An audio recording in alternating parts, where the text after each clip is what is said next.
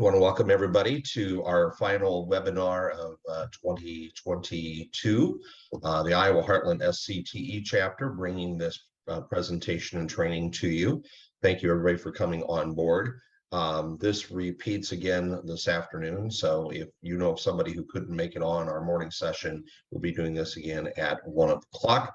And our topic today is basic PON network design. So I'll be handing it over to our presenters here in just a minute. Wanted to do a little housekeeping. First of all, this is scheduled to be a 2-hour session. About halfway through, we'll take a little break. So, you know, some of you have been onloading coffee and you'll need to offload some coffee. So we'll give you time to do that.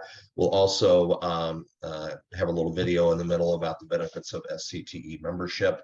If you are an SCTE member, thank you. Make sure you've hit the renewal button and renewed for 2023. Those terms of membership all end at the end of the calendar year. So if you haven't yet renewed your membership, please do so if you can at all before now and the end of the year. If you aren't an SCTE member, this is where, you know, we'll twist your arm a little bit and ask you to become one. Talk to your supervisor, because in many cases, many companies will reimburse employees for the SCTE membership cost. And by doing so, then you get access to all of our SCTE activities. We are going to be doing in-person trainings again in 2023. It's been very limited since COVID, but we're going to make an extra effort to get back out there in person. And one of the things that we're going to be doing, I'm just going to share right now with you and tell you about, is we have set up and scheduled our 2023 Vendor Day. That's going to be March 23rd at Stony Creek Hotel and Conference Center in Johnston. That will be combined with cable games. It's not listed here right now, but the board just decided to go ahead and put in cable games as part of that. So during the morning hours, there will be opportunity to talk with a number of community vendors in the community that have the products and services that you need to do your jobs. And then in the afternoon, we'll have the cable games. So everything, including these trainings, are all listed on our website, which is iowaheartlandscte.org. When you go to that landing page, you click the events and training page here, link on the side, and that will take you to our upcoming trainings page. So I encourage everybody to mark their calendar for March 23rd. We'd love to have a great turnout. We haven't had a vendor day in 3 years because of COVID, so it'll be really nice to get everybody together again in the same room. All right. Well, with that, I'm going to hand it off to our first presenter, Justin Quinn with Newcom, and he's going to introduce his co-presenters, and we're going to talk about PON design. So, Justin, you're ready whenever you're ready to share.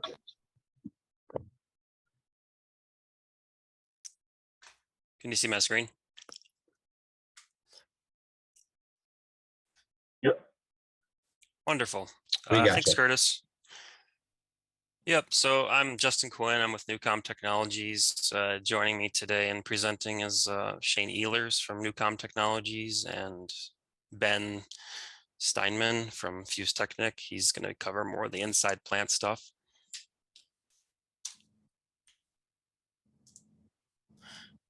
So today we're going to be talking about the factors to be considered when designing a PON network. So the components of PON and fiber to the home deployment, some deployment parameters, which include architecture types such as home run, distributed split, central split, and indexing, and that will be me. And then Shane will be covering the wavelengths and interoperability of fiber sharing strategies and the link budgets and the splitting ratios. Also today we'll cover PON and active Ethernet, I think the difference between them. Shane will be covering fiber management systems. And then more of the inside plant components will be covered by Ben today, including transport fibers, OLT platforms, ONT options, and discussion about future technologies and with XGS PON and 25G PON, as well as like the advantages and disadvantages of each, and also the interoperability with them. And then I'll kind of finish it up with current and future supply chain challenge that we're all experiencing right now with what's happened in the economy. So to kind of start here, I have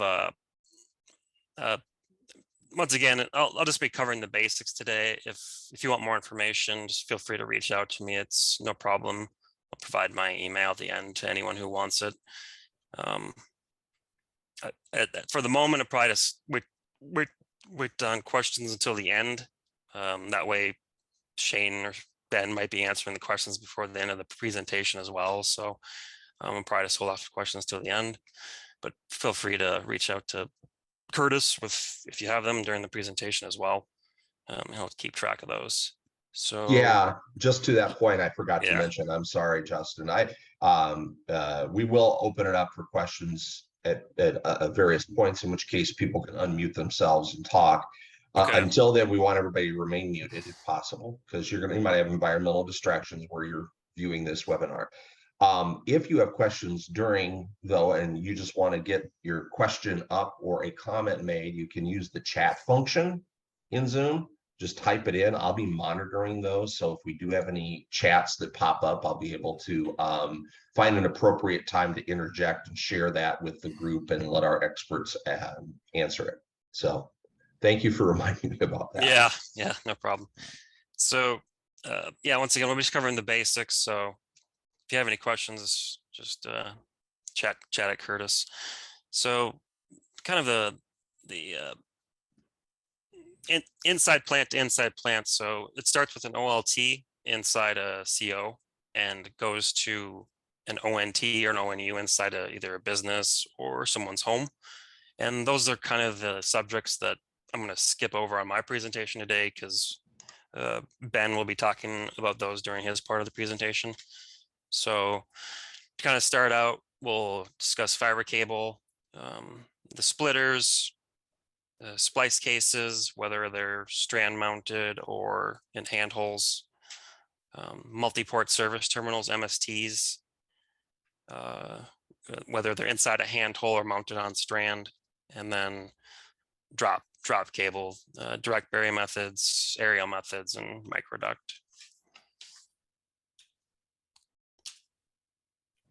So before I actually get into like the specific components, there's more or less two different methods that we use to deploy PON network, either underground or aerial. So the underground method, the fiber cable and all its facilities are placed either in handholds or HDPE conduit. So that requires digging. So the construction method would require locate tickets, and the actual method is used with a directional drill. So you can see a picture of this one here. Let me turn on my pen here.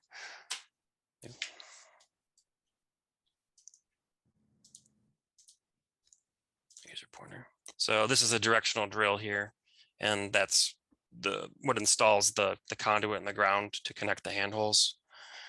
Kind of some disadvantages of underground construction is they're higher costs. So a lot of times when people are thinking about costs of something, they might decide to go aerial, but it does protect your network in the long run with conduit that's locatable and it's not on the poles.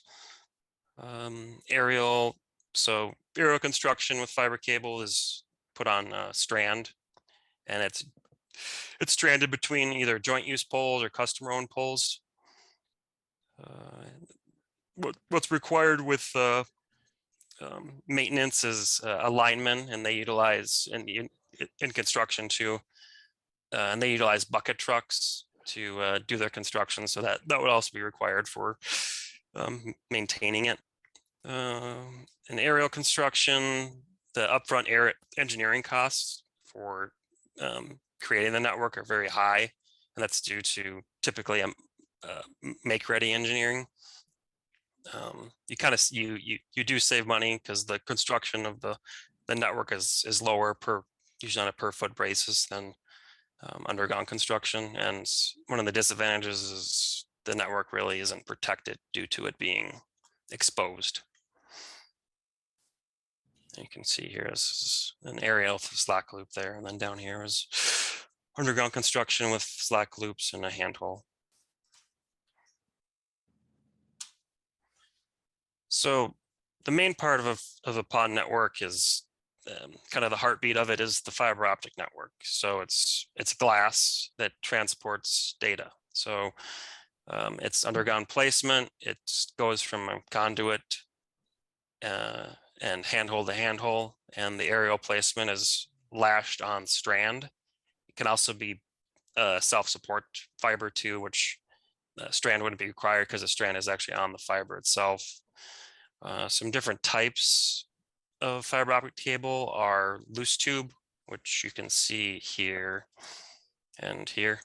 So there's, depending on the size of the cable, could be many,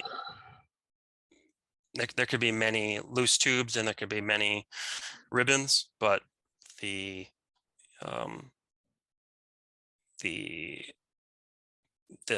use case pretty much depends on if you're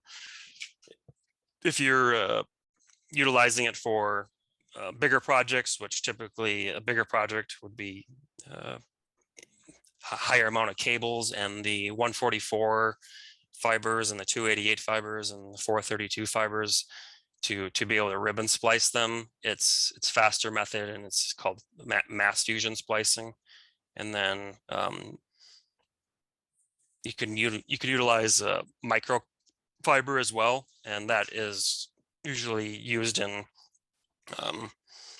methods where you want to use microduct to save money on duct. So one of the main components of a PON network is the handholds, and that provides storage loops for the fiber optic cable. It also helps if you ever want to have extensions to the network and go off of conduit. So the turns, stuff like that. So it could also be used for splice case locations. That's a typical use case because when fibers connect to one another, you need to have a splice case. They're flush mounted, so that allows for pretty much avoiding accidents. So if a car drives over it, or if people are looking at things, they don't typically mess with something that's underground like that. They're traffic rated to just in case someone does drive over it, it usually does protect it from that. And over here, you can see that there's many shapes and sizes, from this flower pot handhole down here all the way up to like a 30 by 60 by 30 handhole that's typically used for very large fiber sizes, 864 and ups. Yep. And then here you can see it's flush mounted, looks good.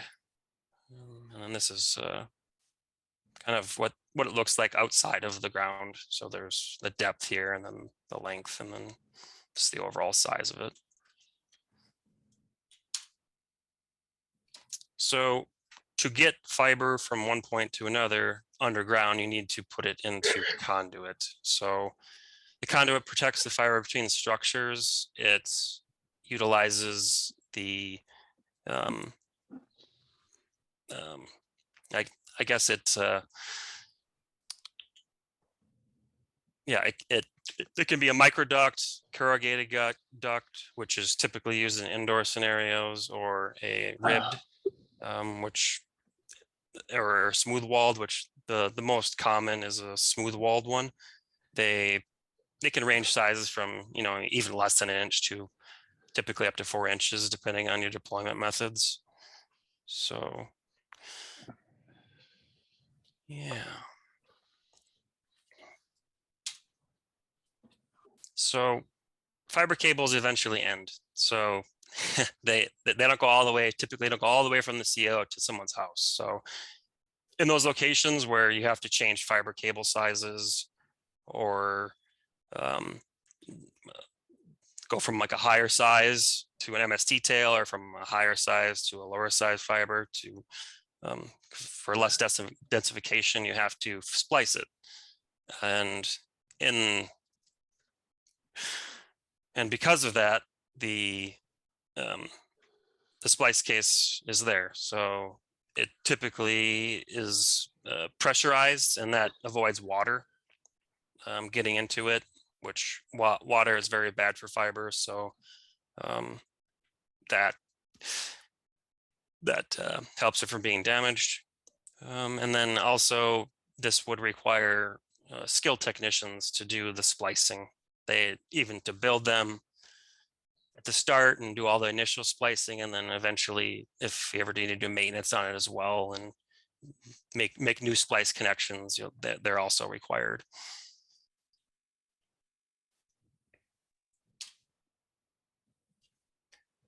So the MST, it's also known as a multi-port service terminal, but MST for short. So that is kind of the final stage of the distribution network before it hits an ONT in someone's home. It's not a necessary part of the component, but it's used in a lot of fiber to the home deployments now.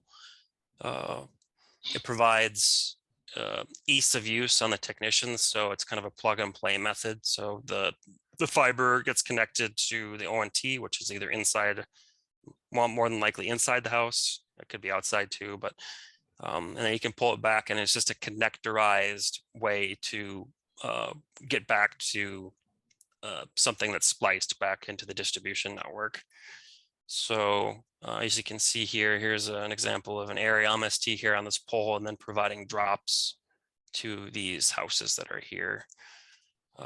It is much more easy for the techs to use it, and it creates a mechanical connection. So no splicing equipment is necessary. It's just you literally take the plug off, plug it in, and it's good to go.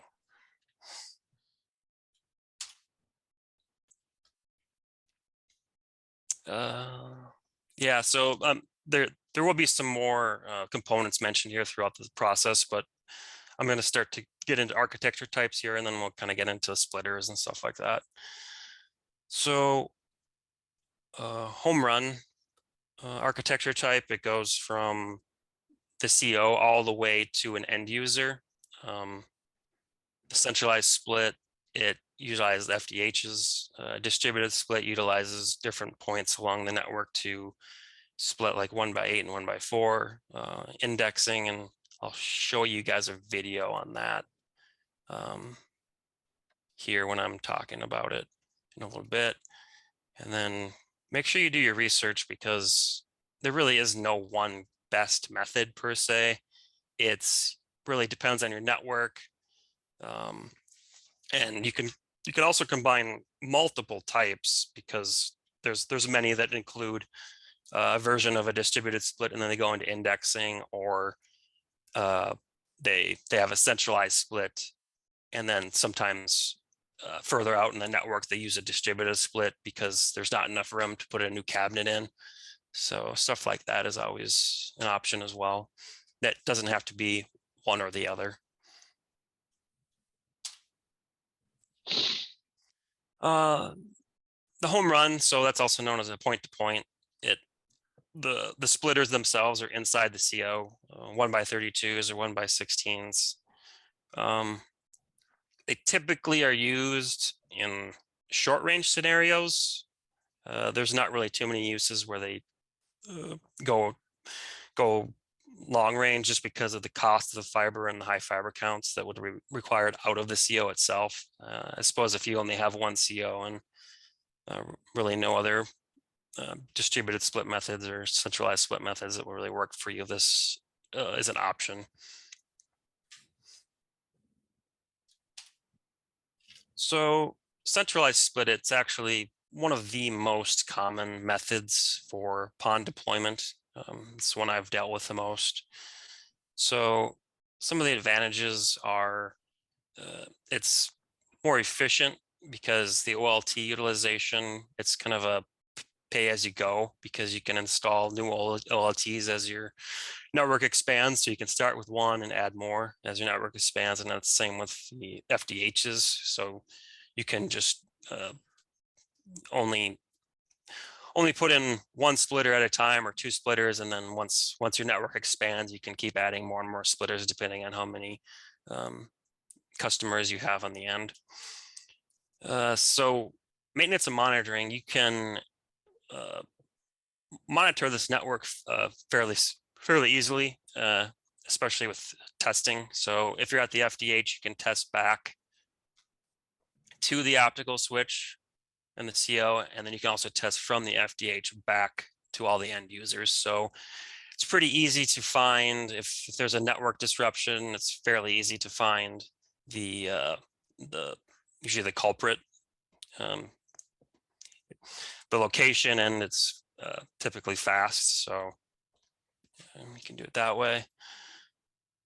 And some of the disadvantages are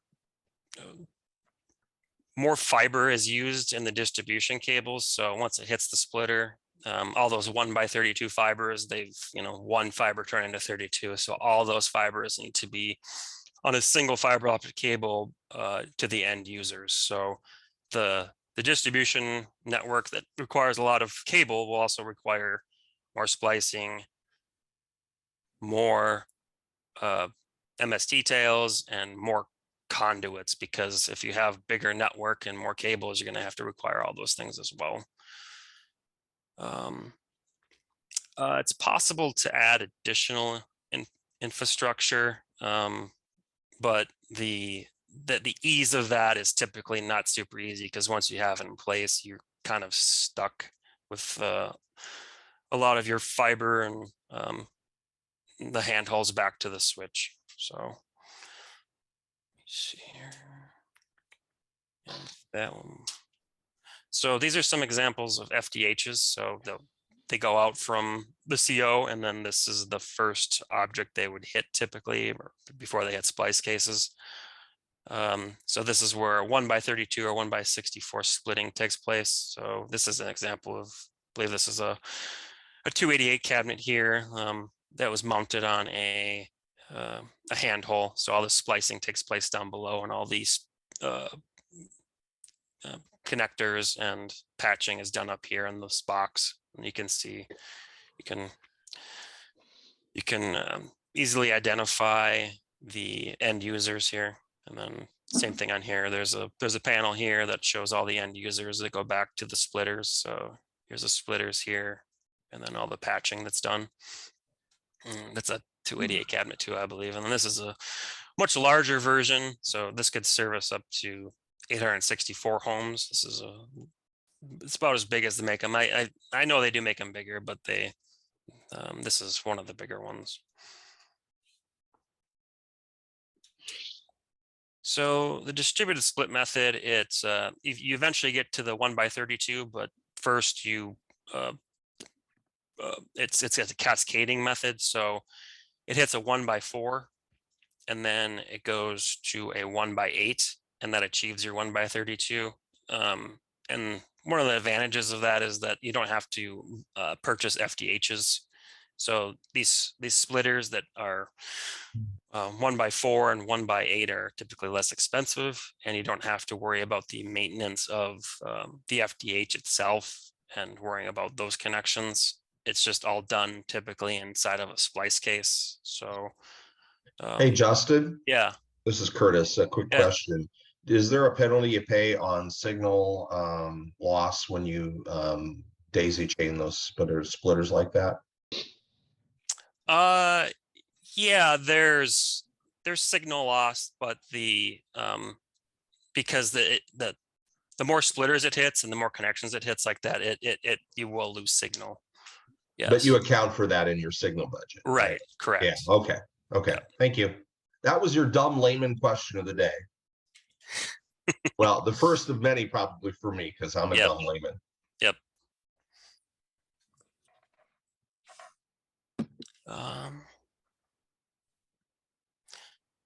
Yeah, so where's that here? Yeah, so it reduces cabinet requirements, and it allows for flexibility in split ratios. It's a good use is out in rural areas typically. So in case you don't really have a good boundary to do a centralized split, you can utilize this distributed split method in rural, because you can just send 1x4s all the way out to 1x8 splitters, and that are kind of on a rural route. So that's a good use case there. Some disadvantages is that you can't really monitor it very well in maintenance, because you can't test it, because once it hits a splitter, you cannot test it that direction. So in FDH, you can test back to the OLT and out to the customer. Here with these splitters in the middle, you cannot test it. The OTDR just shoots it and it dies.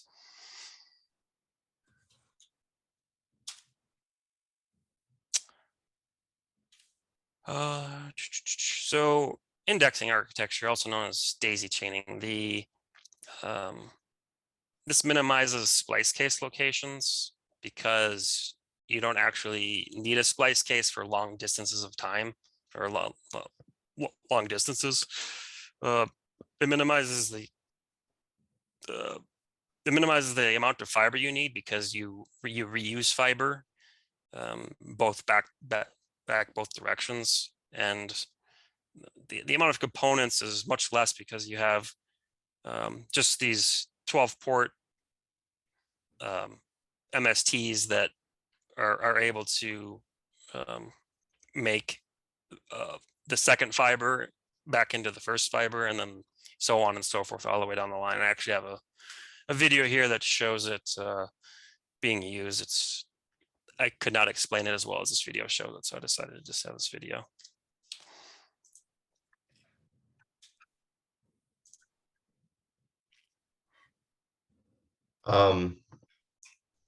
One thing, you want to stop that Sure. for a second. Shane, I forgot to tell you, when you go to share video, there's a little button or a little box you got to tick at the bottom to say share sound. Oh, okay. So maybe stop sharing and then reshare, and this time check that button before you hit the share button. There actually is no sound. It's just music. Oh, okay. Well, there you go. There's also a checkbox. There's also a checkbox to optimize for video. Yes. Which is. Okay.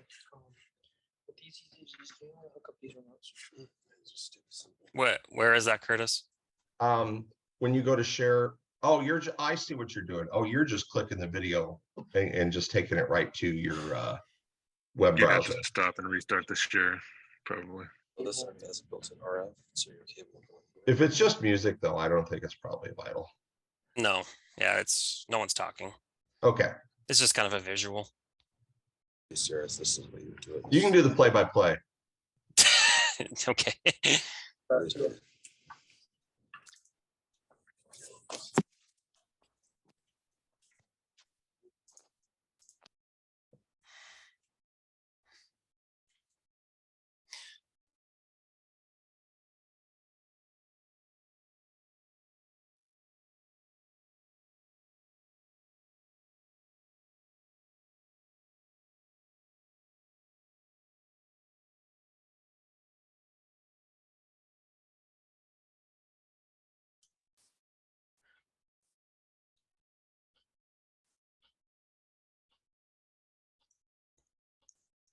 And then it hits the 12 port adapter, and then hits that 1x8, and then you drop a fiber off, and fiber 1 or fiber 2 becomes fiber 1, fiber 2 becomes fiber 1, and you just keep dropping off the signals.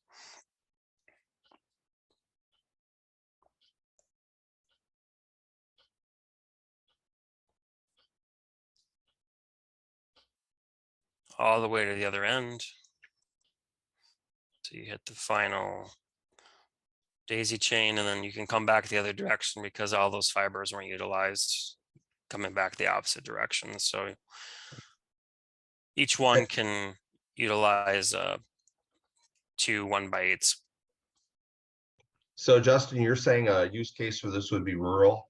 Yes. Yeah. Okay. I mean, it can be done in some more dense situations, but I would say a more use case, and to avoid spending a lot of money on fiber cable itself, you can reduce the amount of fiber cable. So you reduce the fiber count, but yes. Does that mean you have a bigger count of MSTs or any other? Correct. In the field? Yes, Yeah, but you can buy pretty much all the same component. True. So and that would reduce costs in the end, because if you're buying large amounts of that same exact component, that reduces your cost too. Okay. Interesting.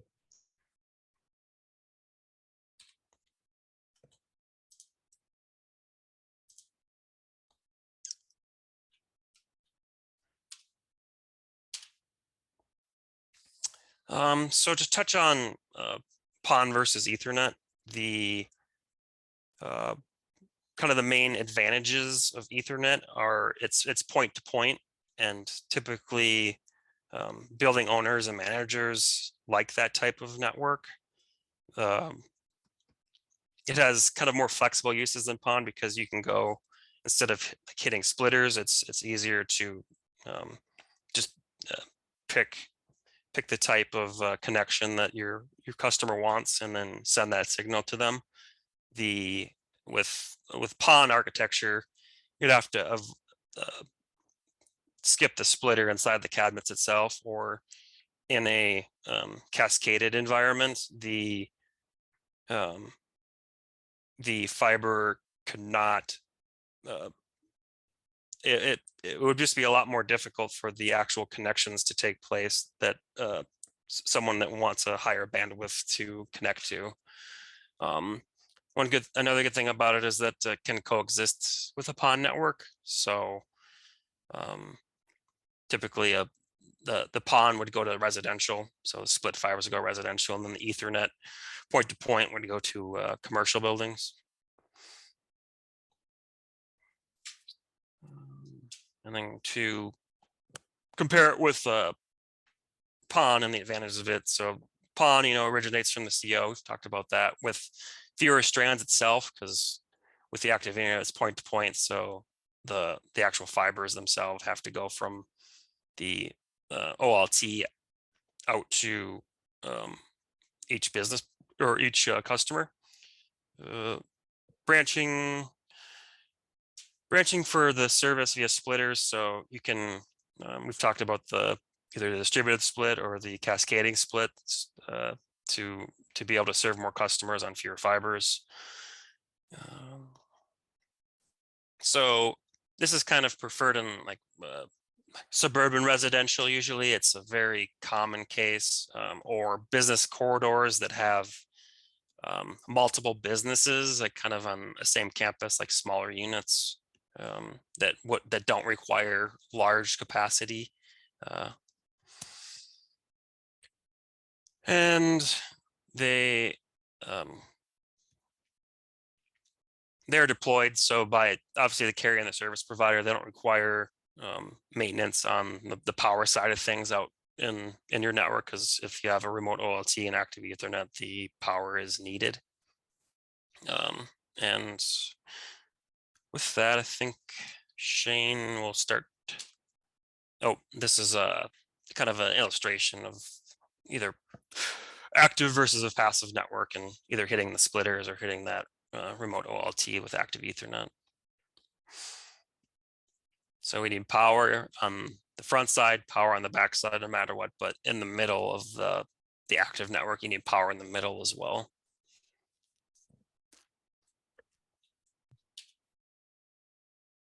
Oh, sorry, I had one more slide.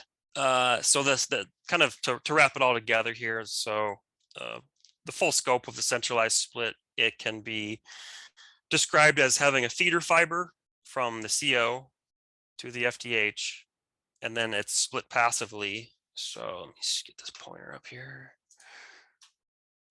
It's split passively here at the hub or cabinet, and then so it comes in here. Feeder fiber comes in, hits a splice case, goes up to the pigtail of the cabinet, and then in the cabinet it's split passively 1/16 or 1/32, and then it would leave this cabinet here in distribution fibers to splice cases, MSTs, and then eventually a drop to someone's house. So let's pretend there's a house right here, and then kind of backwards. So it goes from the drop from the house and the ONT back through these splice cases, hits an MST, and back to the cabinet. So that's kind of the full connection. And All right, Justin, I think Yeah. this would be a good opportunity. If anybody does have a question, you can unmute yourself and just fire away. And while we're waiting for people to do that, just let you know also you can type a question or make a comment in the meeting chat as well. So if anybody does have a question, don't be shy.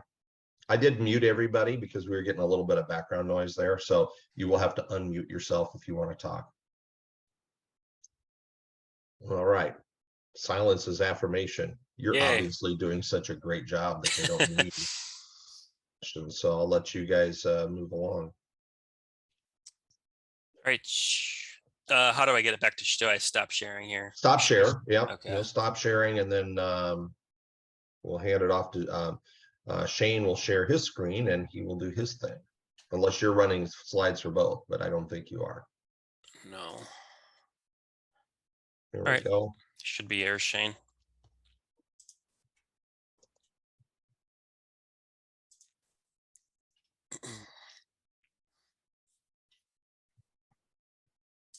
Okay, does everyone see a slide about OTDR testing? We do, sir. Thank you. Awesome. Okay, we are going to start off this section by discussing OTDR testing. OTDR is short for an optical time domain reflectometer. It is a valuable tool to measure the performance of a fiber network. An OTDR works by sending pulses of light into optical fibers at varying pulse widths. The light sent back from faults in the fiber is used to calculate loss of the cable's light carrying capacity. The OTDR measures distance and loss between 2 points. One point is the user's location where they conduct the test. The other point is a specific distance away that is entered into the device. It will read the distance and the difference in power levels between the 2 points and then calculate the loss in decibels. The diagram on the right shows typical pattern of fiber loss as the measurement gets further away from the original point. In this case, that's the transmitter. The loss is fairly gradual as the signal gets further away from the transmitter, with larger jumps at the connectors and the splices.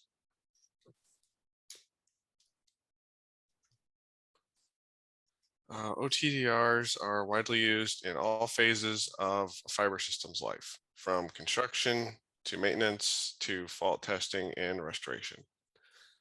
An OTDR can be used to measure overall end-to-end loss for system acceptance and commissioning, and for incoming inspection and verification of specs on fiber reels. Measure splice loss, both fusion and mechanical splices, during installation, construction, and restoration operations. Measure reflectance or optical return loss of connectors and mechanical splices for cable TV, sonnets, and other analog or high-speed digital systems where reflections must be kept down. Locate fiber breaks and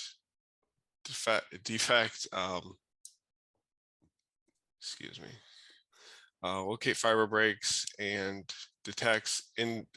indicate optimum optical alignment fibers in splicing operations, and detect the gradual or sudden degradation of fiber by making comparisons to previously documented fiber tests.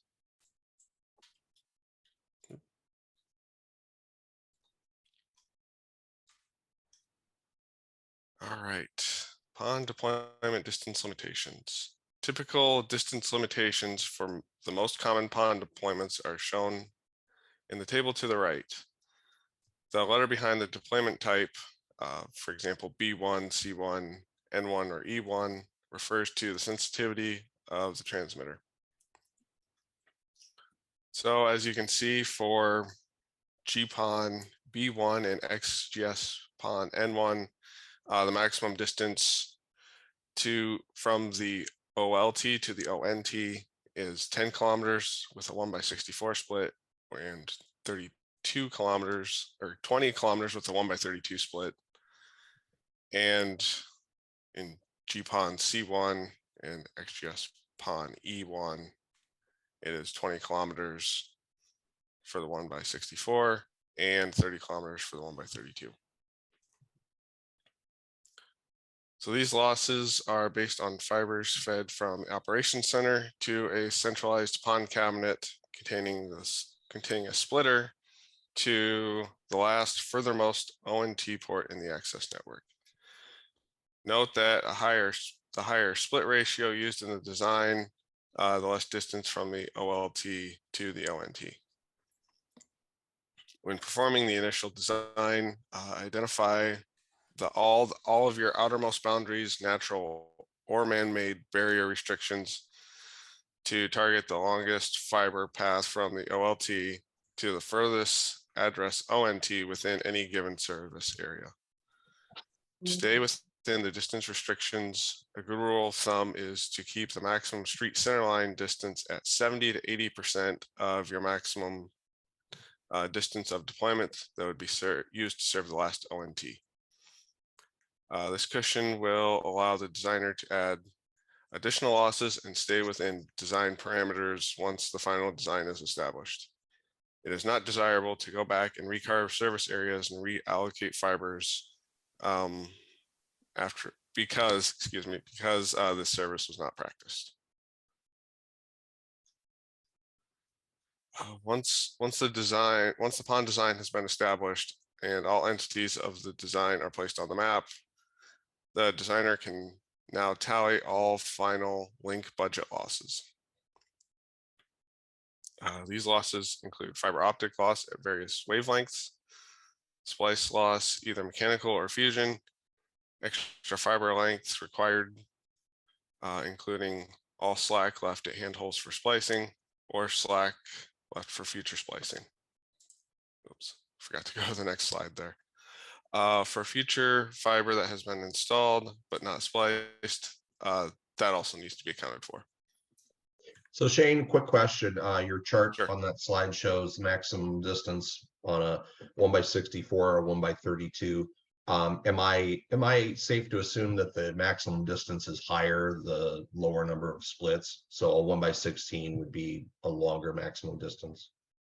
Yes, it would. Okay, thank you. Yep.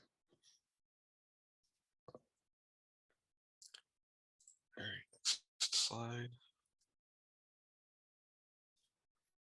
So now we'll go over an example. Feeder cable from central office deploying XGS PON N1 feeds a cabinet, which then feeds a 1/32 splitter. The splitter is spliced to a 48 count distribution fiber that extends out to the furthest point in the cabinet area as identified.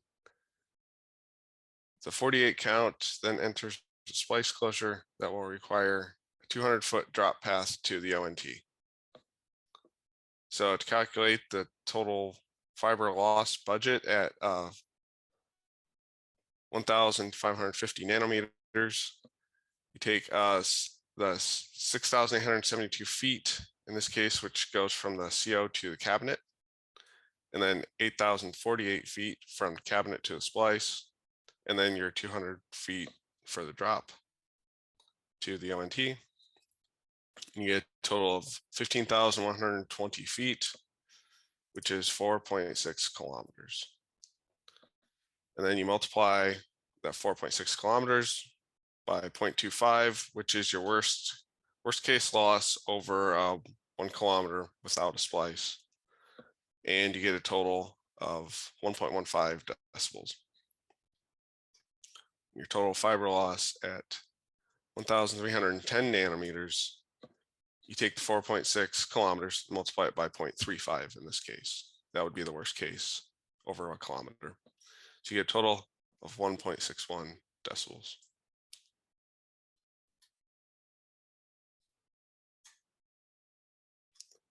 The feeder, distribution, and drop footage all include additional footage generated by slack loops, splicing, storage loops, and a 5% cushion.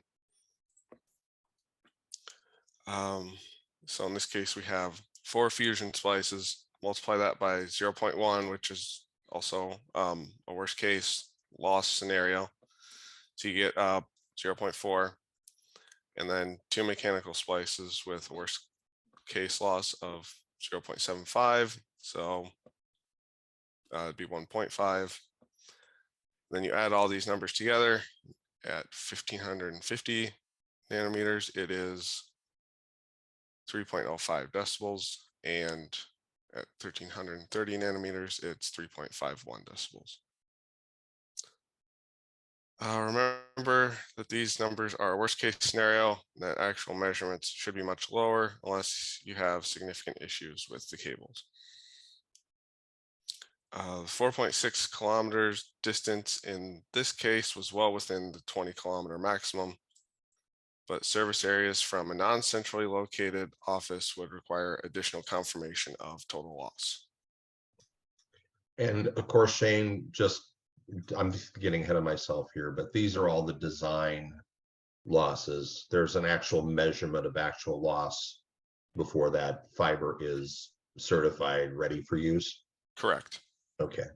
Is there a rule of thumb for how often that's different? Or if it is a little different at the end when it's actually installed, does that mean there's a problem necessarily? To be honest, I'm not totally sure on that. That's something I'd have to look into for you. Okay. Again, I ask layman's questions and sometimes they're unanswerable. Don't worry about it. I would just assume it might, if the budget, if your loss is a lot more than you calculated up front, then that means there might be an issue somewhere in the plant that needs to be addressed. Yes. Even if it's still hot, levels high enough and adequate to provide service, it may mean that there's something else going on. Yes.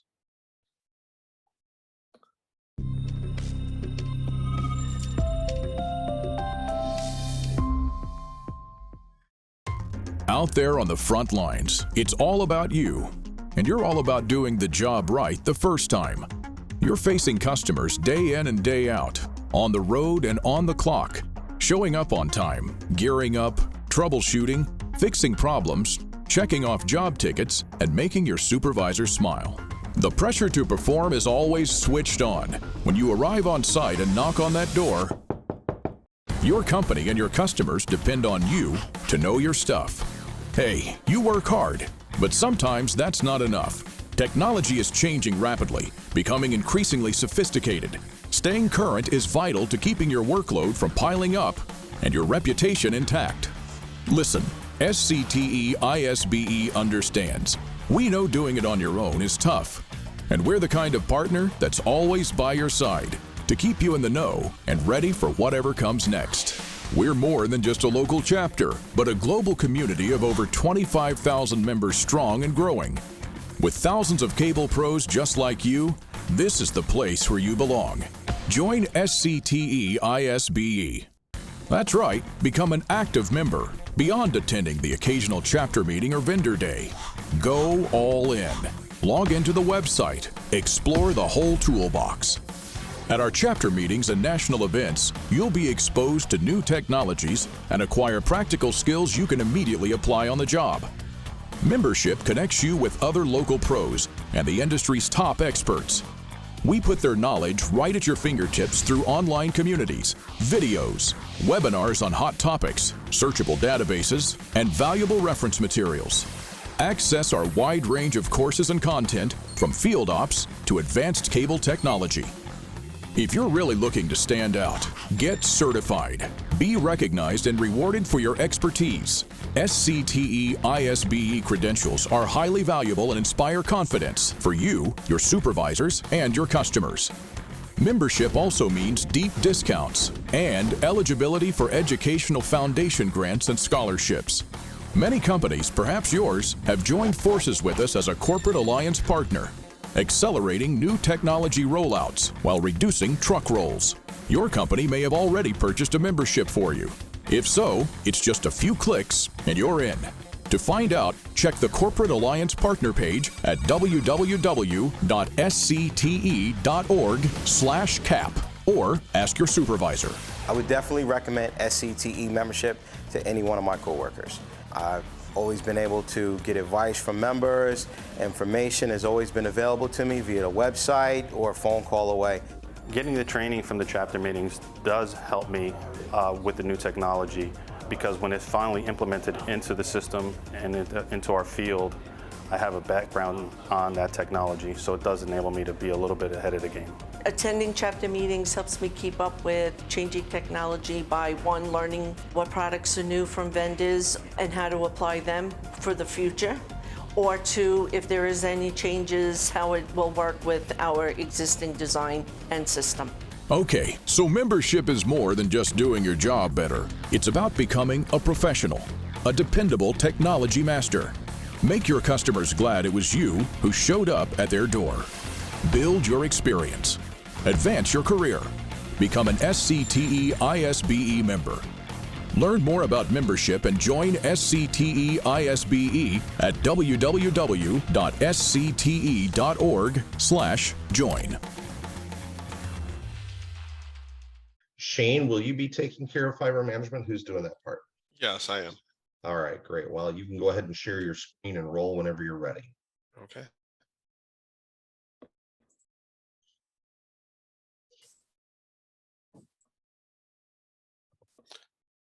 Okay, next up, we'll be talking about fiber management systems. So what is a fiber management system? As the name suggests, fiber management system, or FMS for short, I'll be kind of using the two terms interchangeably. It's a system that is used to manage fiber optic networks. Fiber management systems are typically built off of a GIS platform. Prior experience using GIS isn't a requirement, but it does help make the learning curve a little bit shorter for newer users. When you open up the fiber management system, you see a separate layer for each feature type, such as your conduits or your structures, such as a handhole or a pedestal, fiber cable, splice, slack loop, patch panel, and building, for example. These features are stored in a database for each feature type.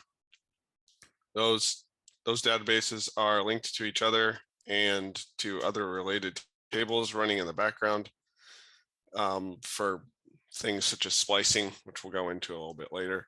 And this is what separates a fiber management system from your typical fiber map. Fiber management system can be used for network planning, from design to fiber splicing to OTDR tracing, and then finally management of your existing network. The picture on the right comes from the website of OSP Insight, which is an example of an FMS vendor. The images in the front and the back show network layouts, while the photo on the left shows OTDR tracing data, and the photo on the right shows representation of splicing in a splice case. And then this is a very incomplete list of FMS vendors. The examples you see here they're all US-based companies, but there's dozens of companies once you factor in the worldwide space. Each of these companies use Esri's ArcGIS as a base, and then they build their FMS on top of that. Some are built just simply as an add-on to ArcGIS, and you can use their tools in an ArcMap session, while others use a web-based design where a user can log in and access the data from anywhere. And then there are others that even have their own standalone software where you don't also need access to an ArcGIS license.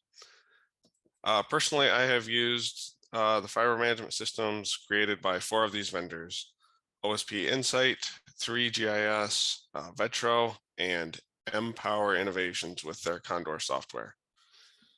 Some clients have a vendor that they have already decided they want us to use when we help with their design, so that when the design is complete and the network is completed and in the ground, then they can just manage the network with software that they're familiar with. But Other clients don't really have a preference. They just kind of leave that decision to us. You'll see some images in upcoming slides that just show designs that we've created with OSP Insight, which is our preferred fiber management system at Newcom. Each system has its own look, but they're all generally pretty similar from my experience. So next up, we are going to go through the steps of the network design and management process.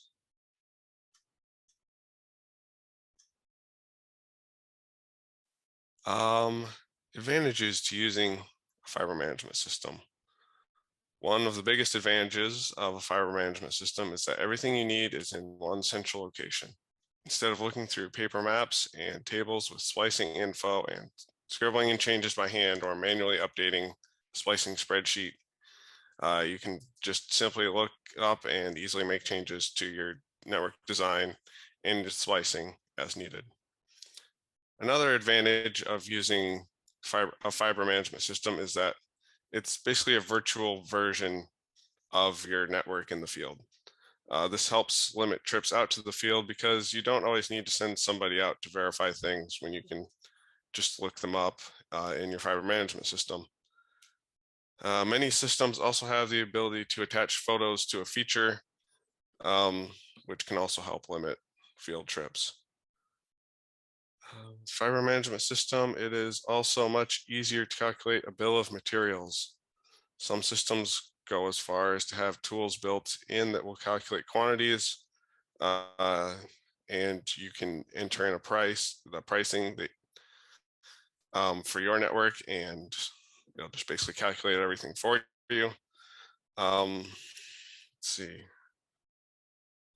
But if your FMS doesn't have that capability, having connected databases with a record of every single feature in your network makes BOM calculation much easier to track. One more thing to keep in mind is that the capabilities of an FMS aren't just limited to what you get out of the box, so to speak, but you can do more if you have access to talented programmers. Here at Newcom, for example, we have created a program that exports an address list for all homes served from a cabinet and lists the associated port number to that address. We give these to clients to hang inside the cabinet door so technicians will know which port to activate in the cabinet to serve a customer.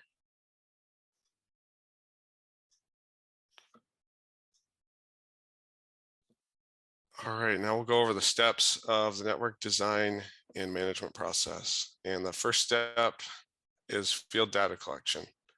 The step doesn't necessarily require access to a fiber management system, but the data in your fiber management system is much less effective if you didn't collect data in the field. This is basically your foundation of your network. How data is collected will differ based on whether your network is built underground or aerial on utility poles.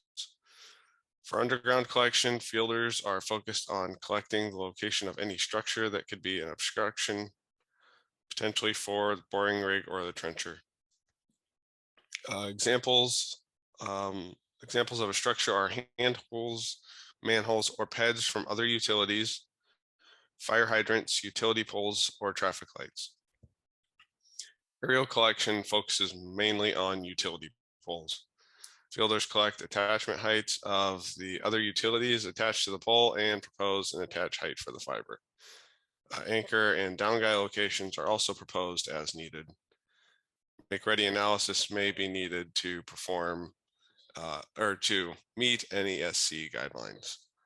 There are two main ways this data can be collected. One is to use paper maps. An employee in the office creates a grid of the proposed network area and then prints off those maps for the fielders to mark up.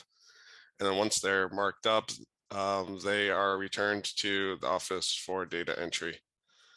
Another way to collect data that many engineering companies are starting to move to now is data collection app on a tablet or a smartphone connected to a GPS receiver, as you see in the picture on the left there.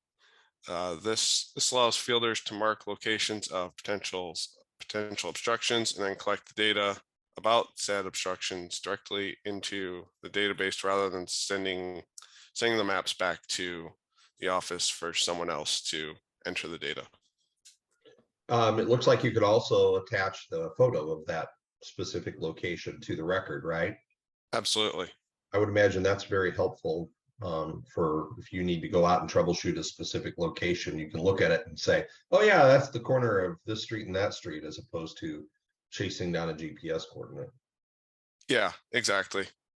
And I mean, it also, it always helps to see it on the map, but if you get that visual representation of what it looks like on the ground without having to actually go there, that's always great as well.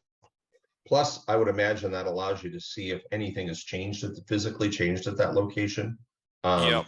We always have people that are going to insist on hiding our boxes or vaults with pretty plants and trees and things like that. And at least that allows you to understand if there's been a change since that vault was installed and measured. Yep.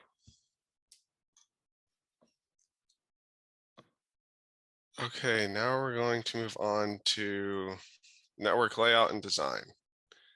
As you prepare to design your network, it is critical to set up features in your FMS needed to lay out the network. The most important thing to do is to set up the different MST and cable sizes that will be used. This is done by choosing the number of fibers in the cable, along with the number of buffer tubes and ribbons. Related to that is setting up the size and the dimensions of your termination panels. These steps can be tedious at times, but they are critical in order to correctly splice and assign fibers to ports later on. You can also set splice types and MST sizes you will be using, as well as setting the quantity and diameter of your duct packages.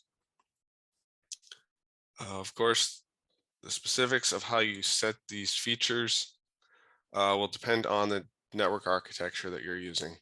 The example you see here in this image on the right is a very small part of a network that we designed using distributed split architecture, or excuse me, centralized split.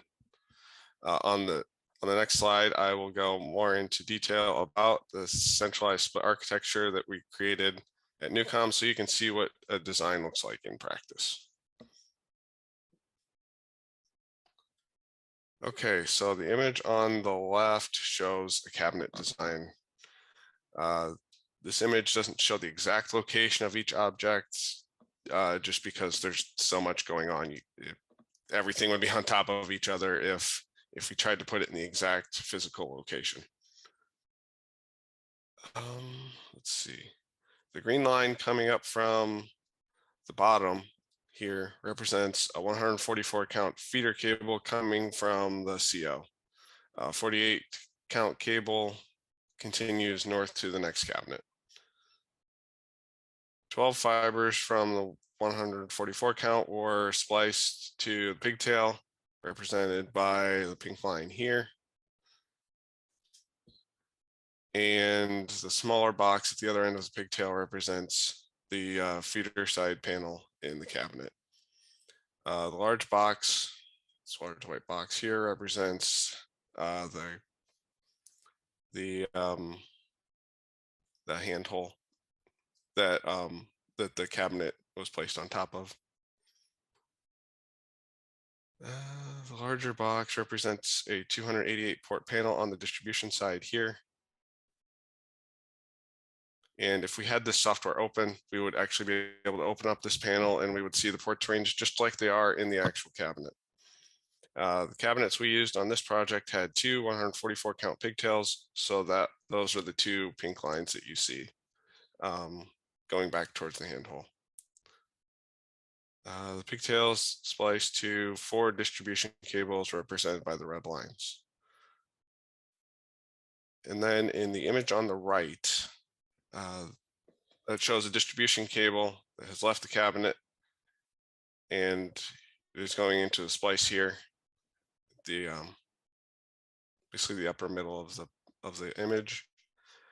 That cable is spliced to 6 of these blue MST tails, 2 going north, 2 going south, and then 2 to the west. Those tails come in predetermined sizes. In this project, the longest MST tail was 1,500 feet long. You can see two MST locations in this image, the 6-port here and the 8-port. The size is just simply determined by the number of units that are served. MSTs were placed in slightly larger handholds since the smaller drop handholds weren't quite large enough to hold an MST. And then from those MSTs, drop cables were installed in conduit to the drop handholds, and then from there direct buried to the ONTs, which were placed near the power meter at each unit.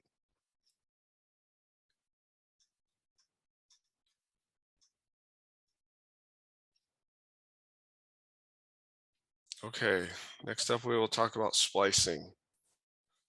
The ability to store splicing information is one of the most important things that sets apart a fiber management system from just a basic GIS map.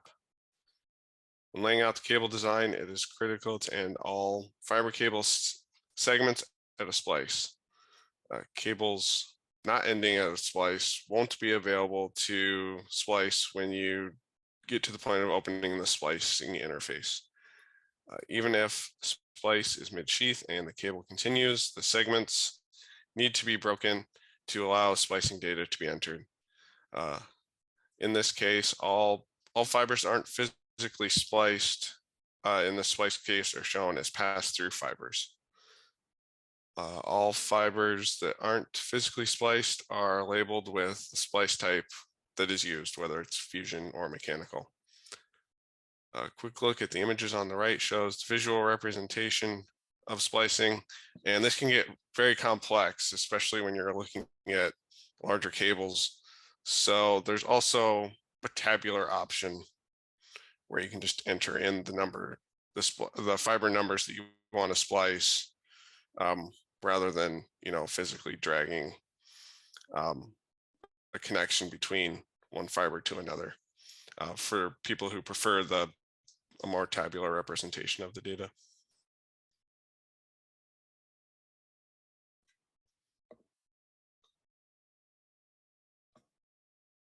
All right, fiber management systems also have virtual OTDR tracing functions that allow the user to check loss under typical circumstances, like we discussed earlier.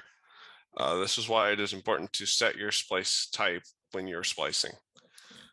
These settings, there are settings for expected signal loss at fusion and mechanical splices that can be adjusted to whatever you prefer to set them to.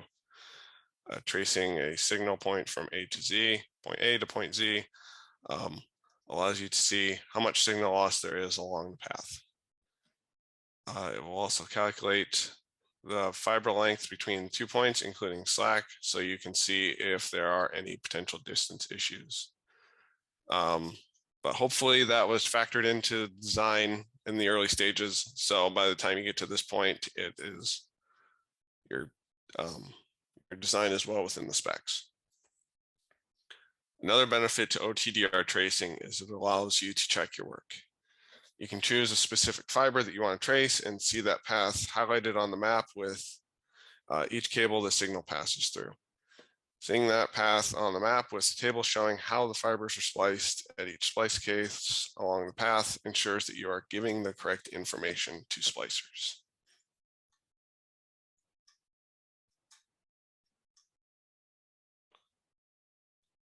So after all that is complete, but before construction, we need to permit our designs.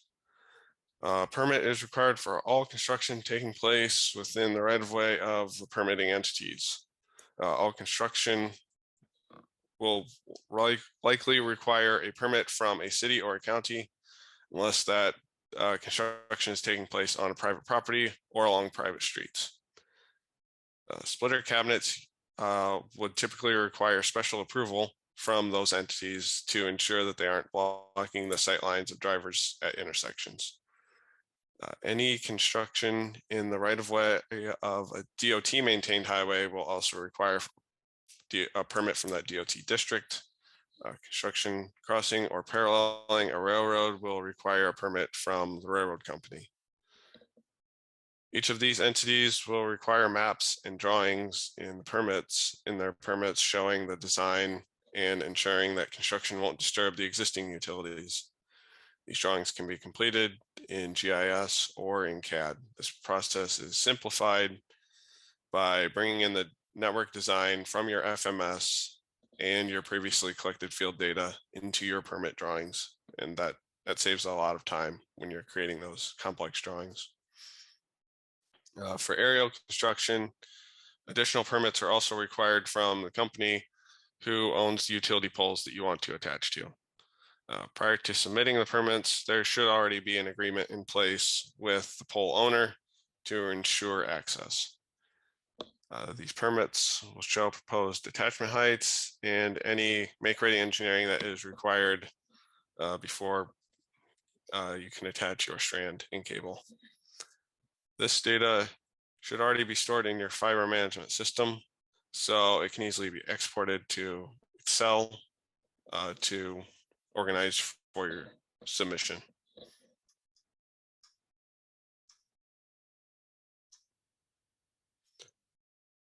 Once your network has been fully built, we all know that this network is not going to be a static thing.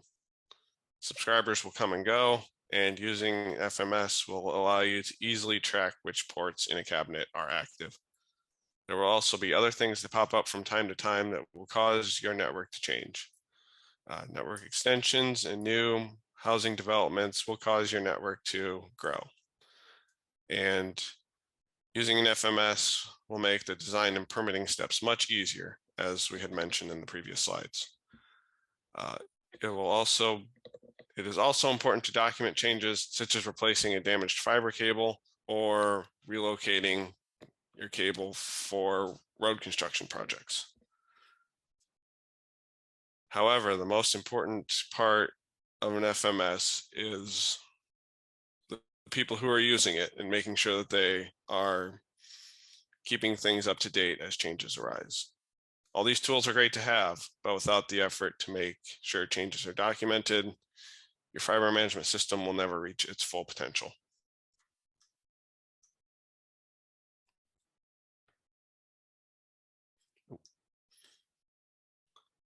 So Justin, did you want to go over the supply chain challenges? Yeah, I'll just before Ben starts, I'll just touch on these. So right now the supply chain is, it has issues. There's been ups and downs to it recently, but as of right now, there's the lead times to purchase new fiber cables is depending what type, between 12 and 6 months. Conduit is between 12 and 14 weeks, and handholds are between 12 and 14 weeks. You really, really, really need to plan for prices increasing, and your network in general to be delayed by potentially 6 months, depending on if you can or cannot get fiber at that time. And those are the options out there for purchasing fiber. So I know locally here there's been some options to utilize other vendors that aren't typical. So someone who's bought fiber and you can buy it back from them. They may have over purchased or whatever. So that's a possibility, but as of right now, there's really nothing to support these lead times easing in the least bit. So unless you have heard anything recently, Curtis, but as of right now, I think it's still an issue. Yeah, I haven't seen any big changes in that. I would say, at one point fiber was a year out. If you're seeing it less than that, that's fantastic. It's kind of it seems like, because I get contacted by a lot of vendors, all of whom say, we have fiber, and they shout it from the rooftops, but when you actually reach out to them, they don't have the right kind of fiber, or they have fiber that's maybe not from a manufacturer that you're comfortable using, but they know that people are so desperate right now that there's a real market for that. You know, I wouldn't call it black market, but aftermarket Right. aftermarket sales as opposed to going through normal channels. But if you're in the middle of a project and the project is contingent on you getting those supplies and you have no other choice, then you got to do what you got to do, I suppose. Yeah, we had a project locally or two that was delayed by many months due to handholds. Yeah. So Well, and we don't even think about it as part of the supply chain, but the labor pool is a big supply chain challenge right now. yep. Not only for the contractors that are building networks, but for the operators who are trying to hire or staff up for a project. It's just very hard to get those folks on board in this current employment market.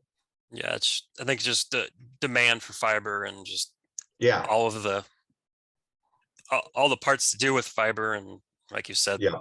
time too. And it's just they Well, and this is before the $42.5 billion from the Right. BEAD program has even Right. hit the street. You know, I think there'll be another. There's kind of a window right now, I would think, for projects because it's after the previous wave and the COVID restrictions, but it's before the gold rush that's coming with BEAD. You know, you got about a year and a half, 2 years here where you might actually be able to work with reasonable supply chain issues before I think it'll tighten up again when that $42.5 billion, which is going to be leveraging another $100 billion or so worth of investment, you know, comes out probably not till late next year before BEAD is actually even, you know, in to the point where operators can apply for it. Yeah, hopefully these companies are out there right now are seeing what's coming and they're starting to plan their supply to increase their supply. I know a few operators, smaller operators that have done a really good job of managing it by, you know, planning it well ahead on their builds and knowing that, okay, I'm going to build this in 2024. I got to get my order in at the end of 2022, so I can ensure that, you know, and then of course they have to, in many cases, either have a place to put that material or have an agreement with their you know, distributor to, you know, warehouse that for them. So just a lot that goes into it, and I worry about some of the more, I wouldn't call fly by night, but there are a lot of new people entering into the market right now that maybe don't have the experience that other established operators do, that maybe not understand that. You know, we've got fixed wireless companies that are saying, oh, I think I'll go build fiber now because I can get half of it paid for. And they may not understand how complicated it is to line all these, get all the planes to land on at the right time. Exactly. Yeah, if you want to take the meeting over, Ben, you can start on your part. Sure. Can everybody hear me okay? Yep. Yes, sir.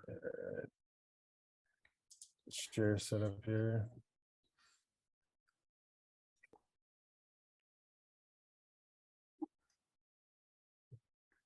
Are we strictly limited to this 9:15 or sorry, 10:15? I'm in mountain time right now. Oh, are you really? Okay.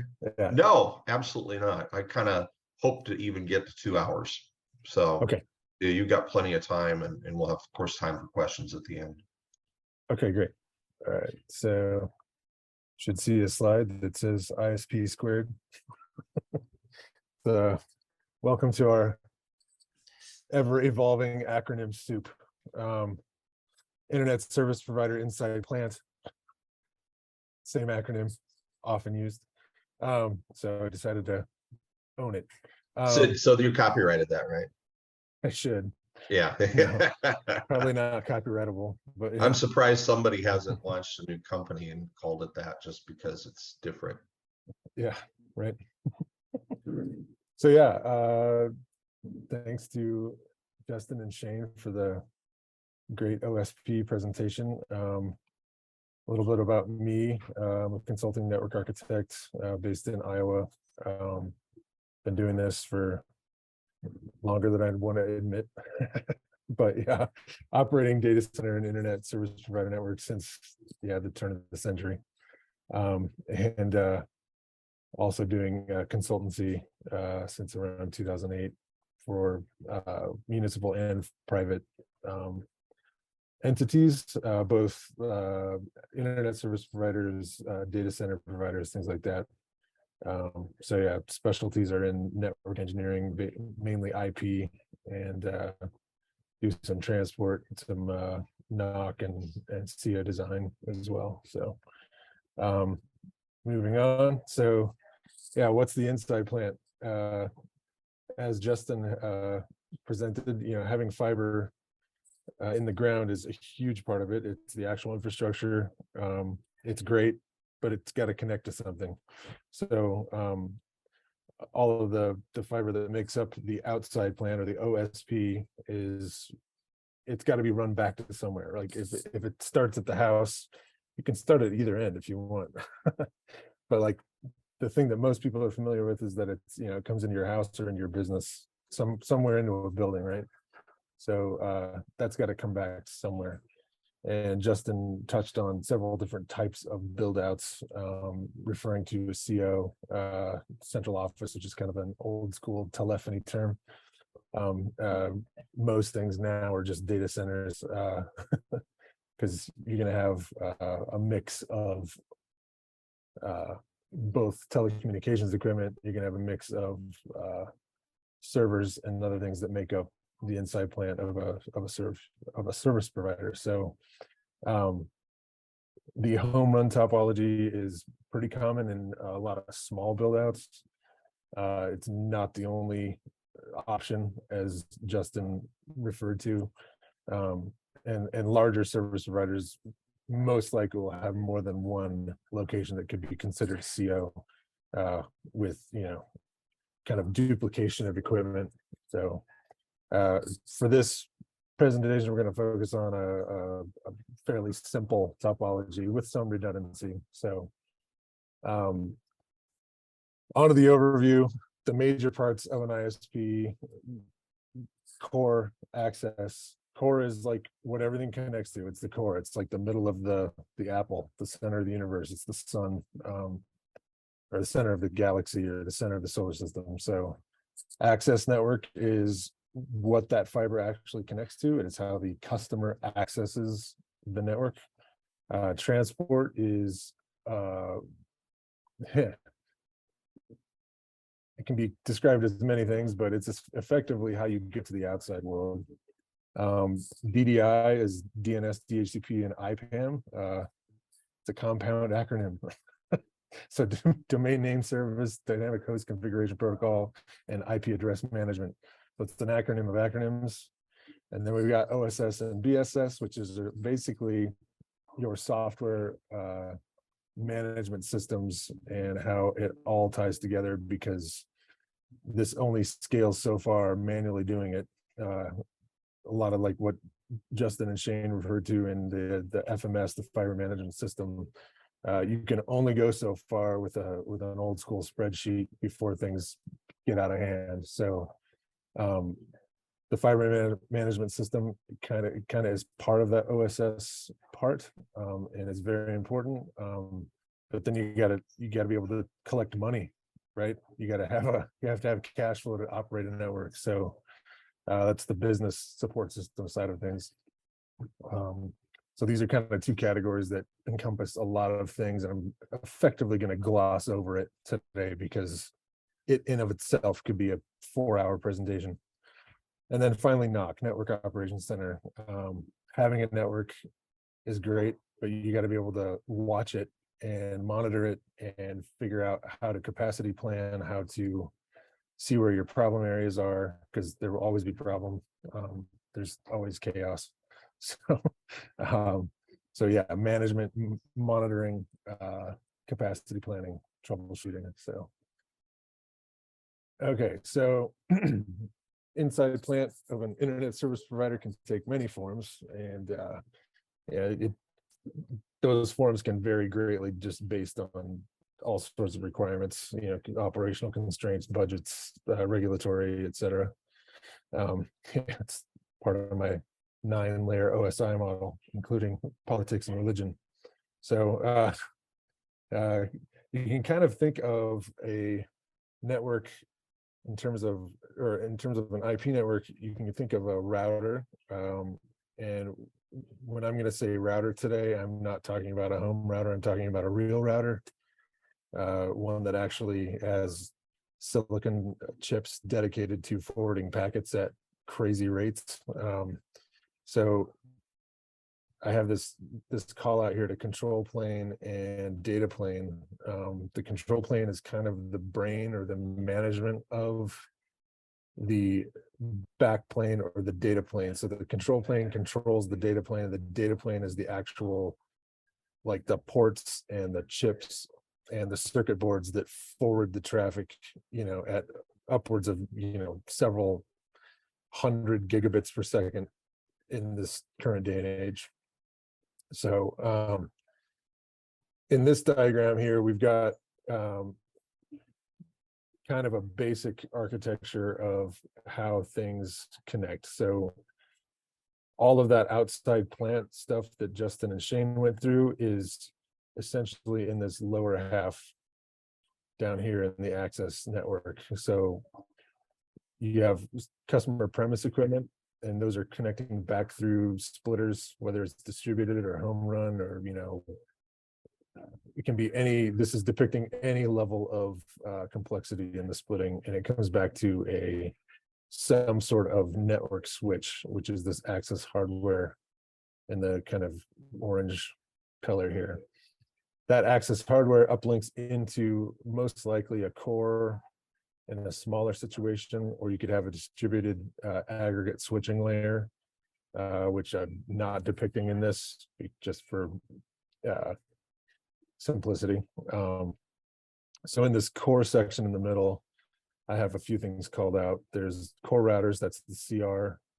I've got ARs, which are aggregation routers, which can be actually serving numerous roles, whether it's actual traffic aggregation, or it'd be CGNAT, which is carrier grade NAT, which I'm not even going to touch on today. And then you can see these other shapes that have DDI, which we called out before.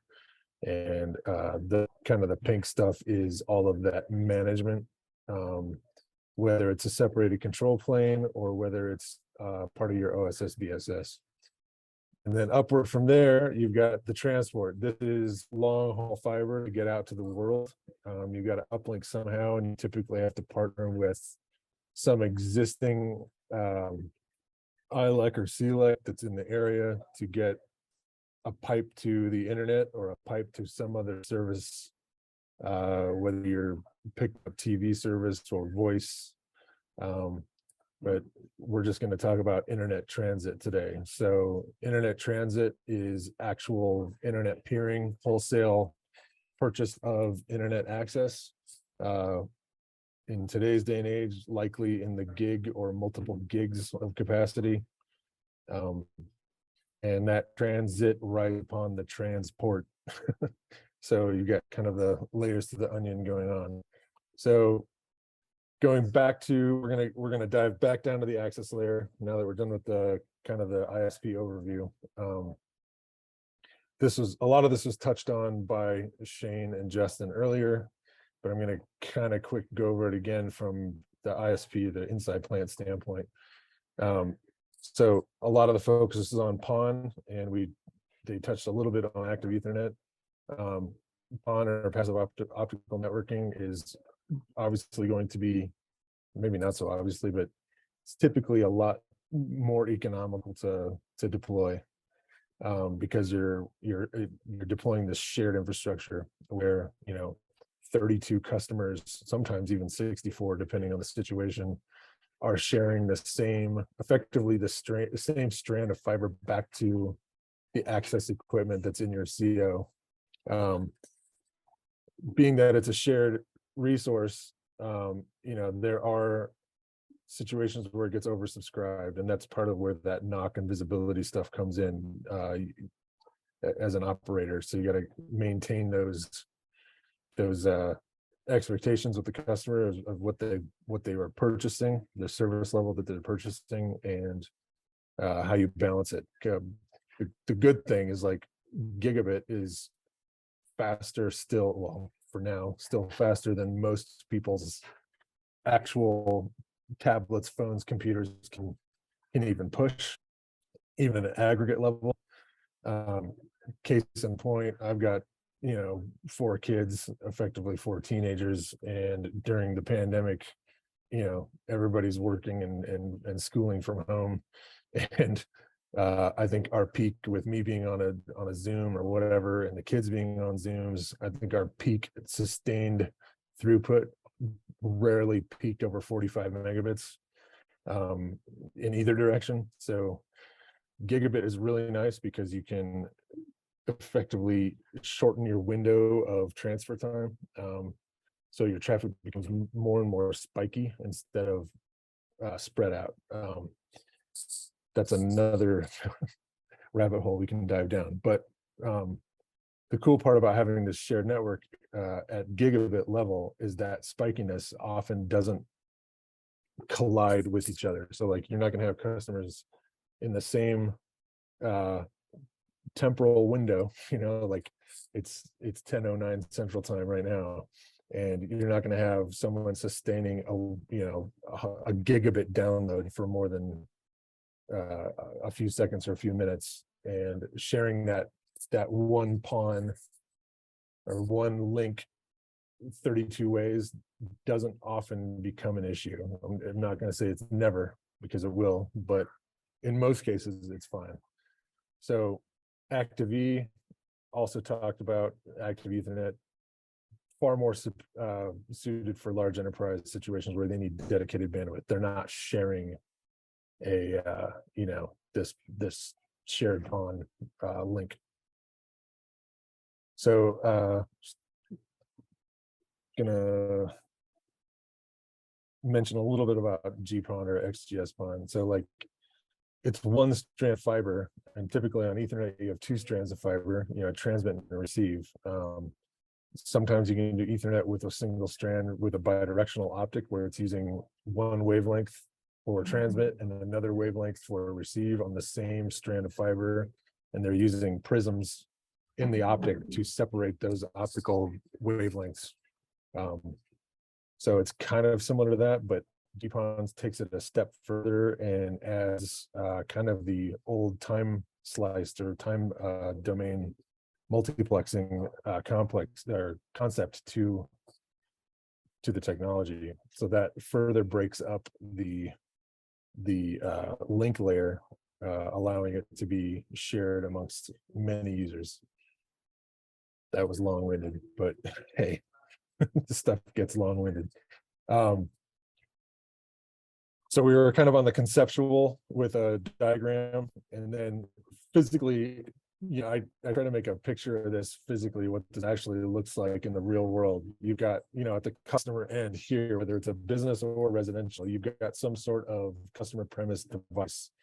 You got an ONT, an optical network terminal, or an ONU, an optical networking unit, which is basically, it's 2 names for the same thing by 2 different standards committees. Yeah, more acronyms. So you've got some device, I'll go back. You've got some device on-prem that's giving the actual access, typically via Ethernet or Wi-Fi, to the devices that are in that premise. It comes back to a splitter, and this is, this is a rack mount splitter box. You've got one coming in, and it splits it 32 ways. So you effectively have 32 ONTs connected to this splitter box. And then that splitter box uplinks to an OLT back at your CO, or depending on if it's a distributed architecture, it could be at a hub site of some sort. And then those OLTs will uplink into your core. So that's just a high level physical representation. Anything between these dotted boxes is fiber in the ground, fiber on poles. It can represent a number of actual physical distribution through a city or a town, or even through a rural area. So we'll go on to the core networking. So the core, and again, this is a simplified network topology for this presentation. Smaller implementations, smaller ISPs, internet service providers can often get by with one or two core routers with enough interfaces to support their connectivity. You get into larger implementations, you're going to have multiple cores. You might have multiple edge routers that are in different geographical locations that are, you're creating like a backbone network between all of these components to bring your connectivity all together. For this presentation, we'll just talk about, like a redundant core. So you're bringing all of your upstream connectivity into the core, and you're bringing all of your customer connectivity into the core. So you've got these northbound links that go out to the world, and you've got southbound links that go down to your customers. So in the last 10 years, the core kind of router options have really started to diversify. You've got the old guard, which they're still making new stuff, but the old guard like Cisco and Juniper making big iron routers like this one here. That's kind of a gray color here. It's a Cisco ASR 9906. It's got 6 slots. You can put, all these different interface cards in it. Well, it's got space for 4 interface cards and then 2 controller cards, basically. These cards can have anywhere from 1 gig to 10 gig to 40 to 100 gigabit Ethernet ports on them, typically all fiber. So you're talking Ethernet ports. You can probably still get some that will support some of the old connectivity like ATM or packet over SONET or other things like that, but that's so uncommon now that most of this is just Ethernet. Another thing I wanted to mention is that like there are these newer routers that are based on commodity hardware, because Intel and Broadcom and some of these other chip manufacturers that make actual Ethernet chips are building in hardware accelerated support for carrier level packet forwarding. So Intel has their DPDK, which is the Data Plane Developers Kit, and it allows for hardware accelerated network traffic processing in the silicon chip. And it's in the OS that's running on that is just the controller. So like you can have a Unix or a Linux control plane OS controlling Intel network cards, just the same way as Cisco is doing or Juniper is doing their custom OS controlling their custom silicon. So this is allowing providers to operate more distributed networks at a lower cost, because you can buy, like a Dell or an IBM or an HP server that has these kind of enterprise grade Intel networking cards built in or modular in there, and then you can run whatever operating system on it that's network specialized. And we're starting to see a lot more of this come about. So like this Tensor is kind of by the Netgate project, or Netgate is the keeper of the pfSense and Tensor projects, and that's one of them. There's NetElastic, there's 6Wind, and they're all using this. They're basically software providers. They don't make hardware, but they make software based OS network OSs for running this commodity hardware. Anyway, it's another subject that could take a lot of time. Moving on. So transport networks, this is how we get to the outside world. Kind of looks like more of the same stuff, but it's definitely more specifically built for doing long haul fiber runs. So between cities or between geographical locations, not inside of a city. Some of the networks or the network optics in here are very high powered, high precision lasers that can, shoot up to 124 miles or 200 kilometers of fiber before it needs to be re-amplified. and again, I'm only touching the surface of this one. Here we've got a Infinera or a Coriant node here on the top, and down here we've got a Sienna optical transport node, so OTN. Another pitfall: OTN and ONT, two completely different things in this world, but nonetheless, they're important for what they do. So these transport equipment layer is kind of this. It's the lowest level of pipe that puts light on a fiber. So fiber, until you have equipment hooked to it, is considered dark because there's nothing hooked to it. So this type of equipment is what actually lights the fiber between cities or between geographical locations. You could use this inside of a city or a metro area to make like a ring or some sort of transport network that serves that metropolitan area, but it's often used for long haul as well. So again, I'm only touching the surface, so we'll move on. So back to the access network, which is I had the core and the access core and the transport kind of flipped around on the slide deck here, but if we were looking back at the initial overview, apologies for that, not trying to confuse the matter. We're going back down to like in the city, how customers are actually connecting. So this is the access network. This is where your fiber coming in from your splits is aggregated into an actual piece of electronics. So there are a lot of manufacturers in this. I'm going to name like four of them. For the major ones, there's Nokia, Calix, Adtran. Radisys is a kind of a newer one that is starting to come up. It's interesting.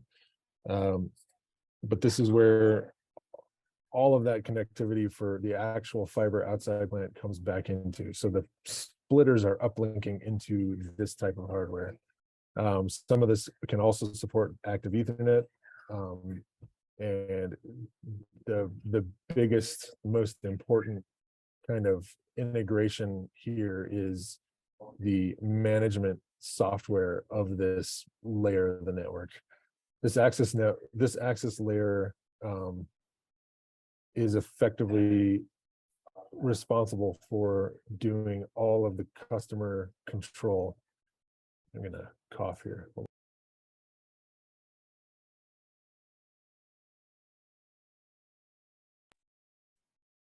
So it's responsible for bandwidth shaping. It's responsible for just letting the customer premise equipment even join the network. It's responsible for statistical reporting and tracking of that customer's usage. It can do so many things. So this access network is access network equipment is living up to its name. It controls the access to the network. So on to this is a fiber to the home central office under construction. You can see that their air conditioning is not ready yet, and they have all these portable units. Supply chain issues. You can kind of see what's going on here. There's some core and access equipment that's starting to be set up. There's some servers in here for management. You've got a power system, which I'm not even going to touch on because that's rife with nuance and lots of other detail. But you can see all of these fiber patch panels in the middle, kind of in the center 3 racks. There's 9 of them, and that's where all that fiber from the outside plant is going to come in and land on. And you can see the coils of fiber on the floor behind it, down at the bottom. So like this, again, this is under construction in this photo, and a lot going on. I think each one of these panels holds 288 strands or something like that. So that all effectively will come back and hook into the access equipment in that center rack. So on the other side of that access network is the ONT. Sometimes the ONT is more than just an ONT. An ONT An optical network terminal is the customer end of it and is effectively a modem. It effectively is the same thing as what people are used to as their cable modem if they've got Comcast or MediaCom or Cox or whatever. It is a media converter. It takes that fiber GPON strand in that little green port on the left and gives you Ethernet on the other side to plug in either your own Netgear home Wi-Fi router, or in a lot of cases, providers are deploying an all-in-one unit where there's a single box for your customer premise that's got the ONT, which is your media converter, and it's more than just a media converter, but that's what I'm going to call it, the modem side of it, along with a residential gateway, which is your actual router piece for the home, and a Wi-Fi access point, and an analog telephone adapter to give you, kind of the old school phone ports all in one box. And you can kind of see examples of that here. There's some Calyx, and you got this Nokia thing on the right. Kind of has some familiar looking ports. The yellow are your kind of LAN ports that you'd see on a Netgear or a Linksys or TP-Link that you'd get from Target or Walmart. And then you've got some phone ports and some other connectivity. But ultimately, this is bringing the fiber that comes in through that MST down the drop into the NID on the side of the house, and that fiber comes directly into one of these kind of boxes. The one that looks a bit more busy, this Calyx kind of wall mount unit, is more of a typically put in a commercial or a business deployment, and it's got a whole bunch of connectivity. It's got like 8 Ethernet ports, so you could put this into a strip mall and serve the salon and the cafe and all of those businesses off of one ONC. You don't necessarily always do it that way, but it gives you that flexibility. And this one also has like 8 analog telephone ports as well, and it's also got some what looks to be RF on the bottom. So I'm not even going to touch on this because it's becoming less and less common, but there are ways to have an internet service provider that's been operating for a long time. It's got a cable plant, like a cable TV coax plant, and they can abandon their coax, that's their coax distribution network, and move their digital cable box and head-end connectivity onto fiber. It's kind of emulating coax connectivity over fiber. That is something I'm not even going to go down the road on because it's crazy. Hey, But, Ben, yeah. I think there are even operators out there that are doing DOCSIS over Yes, fiber. correct. Yeah. Yeah, which is bananas. Like Anything you can do in the RF environment, you can do on the fiber environment. yeah. But there's often some sort of political reason or budget reason where they might have to continue operating a certain piece of equipment until they've they can get funding to replace it, right? Right. Or it's Things don't depreciated always out or whatever. Yeah, exactly. Yeah, exactly. So again, this is just a high level overview of what is possible on a customer prem. But this is ultimately how you connect how you connect to the customer themselves to the ISP. This is where it gets complicated and a little bit more abstract. So we're moving on to the operational support system and the billing support system. This is effectively just a big catch-all for a bunch of software that you end up having to glue together using code, hopefully, or sometimes which is manual processes, like actual people clicking and typing. So operational support systems, it's basically a category of software applications. So it handles kind of the provisioning, the monitoring of all of these networking systems, and the users of these systems are typically the network engineering and the field tech staff. So they're interacting with these software suites to ensure that provisioning of customer ONTs, customer endpoints are happening correctly. They're looking at stats and monitoring, traffic levels, things like that. On the business side, you've got subscriber management, your actual like customer database, like Peggy Johnson on 123 G Street in anywhere.usa or anywhere USA. It's kind of a database that gives you a lookup between the actual human customer at what street, and then what fiber strand they're on. And I have all these arrows going every which way, and these black arrows kind of signify any sort of integration, whether it's an actual API computer to computer integration or whether it's a human being, because not all of these systems talk to each other out of the box.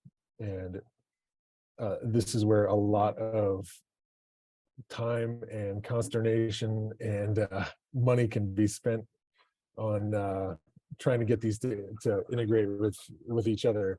There are alliances that are formed between some of these software providers where they have existing integrations between a billing system and an EMS.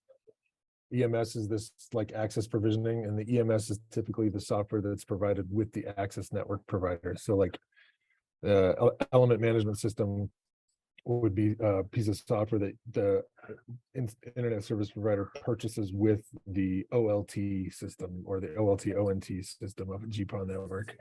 So if you buy a Nokia or a Calix or an Adtran OLT, they will provide you with this server.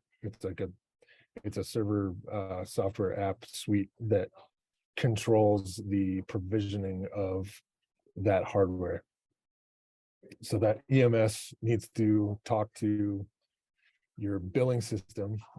Otherwise, you're going to be manually entering every single customer. And the second you hit more than 10 or 20 customers, you'll never want to do that again. So you definitely want to have API integration between your billing system and your EMS at least. Another thing to touch on here is that billing system, which is managing customers, it needs to talk to your whatever your finance wings, accounting software is, general ledger, accounts payable, accounts receivable, any sort of work orders that are above and beyond a normal residential install. Like you might have a more complex commercial installation that you end up charging more for because of just the complexity of it. And then another huge integration part is with your geographical information system, like the fiber management stuff that Justin and Shane were talking about. All of that planning and the outside plant engineering, the more integration you're going to have between all these systems, the better your actual capacity planning and management and everything will be. This is probably one of the things that is not talked about much, but it is one of the heaviest hitting areas of operating an internet service provider. The integration between all these pieces of software, because there's not any one thing that does it all. It's a huge subject. They all claim they'll do it all. We know that. Yes. They will all claim that they work, or we have an existing integration, or and that's all well and good, but they integrated with the version of this vendor's stuff from 3 years ago. Yeah. Right. So like the API has changed because not everybody's doing things to standards, whether they're using a REST API or a SOAP API or whatever. It's crazy. It's absolutely crazy. And it's like a house of cards. I'm not going to paint a pretty picture. It makes one very skeptical of salespeople, doesn't it? Absolutely. Yep. Yeah. The salespeople for these types of software will sell you a dream.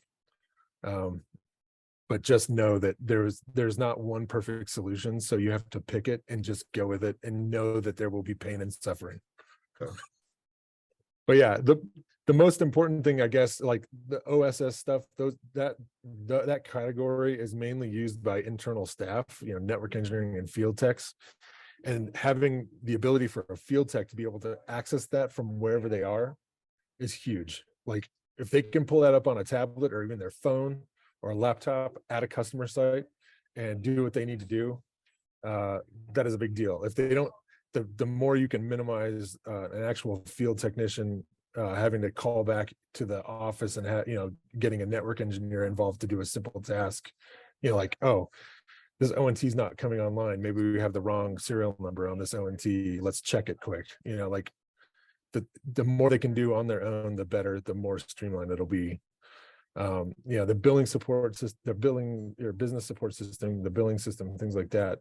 Customer service and support representatives, even the field tech staff and network engineering will interact with that to make sure that the workflows are happening correctly. Customer support, they're taking new service requests and entering in the customer's information, a sign up, like this person at this address wants 100 meg internet service and one phone line, but they don't need TV. They're doing all of that stuff, sets up the billing automatically.